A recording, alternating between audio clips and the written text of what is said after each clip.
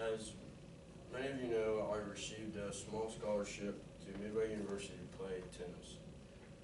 With that being said, it wasn't a full ride, it was just a small amount of money given towards my tuition and board. This allows me to play collegiate tennis, and my parents can travel to other counties or other states and see me play. Like many little kids, when I played sports when I was young, I wanted to be a professional. I wanted to be in the NBA. I just didn't grow tall enough to be that. So playing collegiate tennis is kind of a way to fulfill that dream, just in a different sport and not the same level. Many college athletes think that they should get paid, like a paycheck or hard, cash, but that's not right. D1 athletes may get a full ride, and they're given a free education. These are 18-year-old kids that have a free education, and they can do what they love. Collegiate athletes should be grateful for getting this scholarship, and not only with scholarships, if you travel with your team, your hotel's paid for, you get free clothes, you get free food whenever you go. Many college athletes, like Nike will give them a care package, and it has shoes, it has socks, it has everything. It's all Nike. It's expensive. The benefits of playing college sports is it brings everybody together. People are viewed as families. College sports is being able to play it. It's a blessing. God damn. It's a blessing, and it's not a job. It's more of fulfilling your dream. Many people say that universities make millions of dollars off their athletes. In 2008, Alabama made $123,769,841 in college sports, and then but they only spent $8.8 million on scholarships. So people are like, "What are you doing with all that extra money? You're only giving $8.8 million to tuition, but you made over $120 million." But there's more expenses than just that.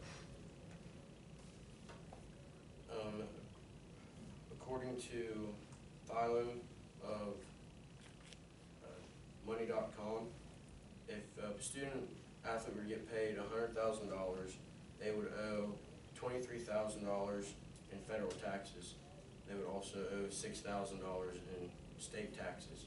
One of the things with college athletes getting paid is, instead of choosing the college because they like the program or they have the correct majors, they would go to Florida or another state that has no state income tax. They'd save $6,700.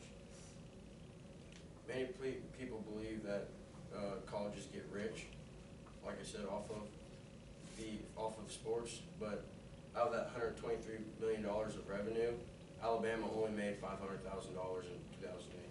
Their expenses was $123,370,004. That because they have to pay, like I said, for the team travel, they have to pay for their coaches, and they have to pay for marketing and to play smaller teams to make their resume look better. The colleges take care of their athletes. Also with that, if a college were to pay their athletes $100,000 every year, they would have to pay $2,000 towards Social Security and other benefits.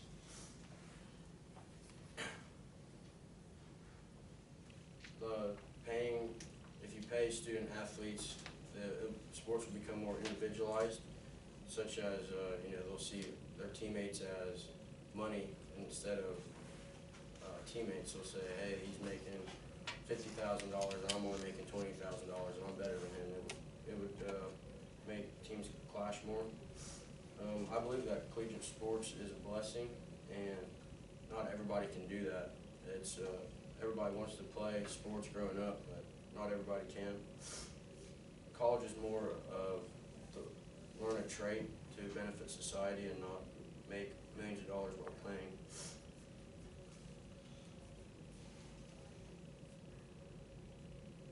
If you get paid to play college sports, you won't be focusing on your grades or your team. You'll be focusing on your accountant, getting agents, and junk that you don't need.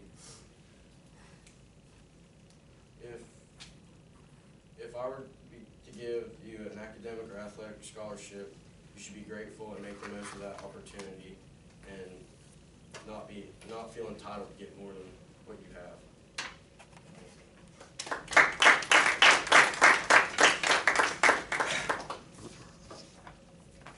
So, Is it like the players that are in school now complaining, or players that's already been through the system?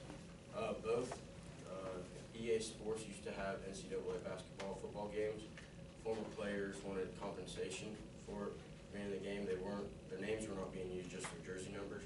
And Northwestern, the football team, created like a team union to get paid, but it didn't work out. Are they seeing differences between Division I and Division II and III schools, like grade-wise? Because Division I, they are seen to pay their athletes, whereas Division II and III, they don't give as much. Are they seeing more success grade-wise out of like Division II and III schools? Well, a lot of the D1 schools, the ones that get the full rides, they're going NFL, NBA. They take the easiest classes they can, and in some instances they found they don't go to class.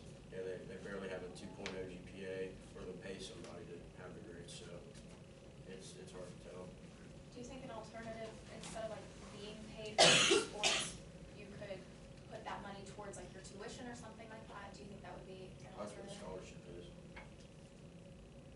Well, yes, but if you get that scholarship and you're still being paid, I mean, there's still other things that you have to pay for in Yeah, like college. books and stuff like that.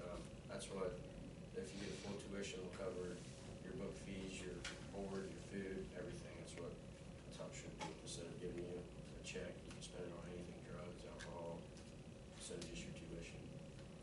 Do you think it would cause a lot of problems with like students that are not athletes, because the students that work really hard in academics don't get anything, and then these athletes that, you know, have like a 2.0 GPA, Yeah. have all this money, and they're Yeah. not even putting it towards their education, they're just playing sports. Yeah, they feel entitled to get money just because they're good at sports, and Right. also, big money sports like basketball or NFL, they bring in more money compared to like the rowing team. Right, or tennis. Yeah, and if you get paid for that, it takes all the funding away from the other sports, so kids won't be able to play that. All right.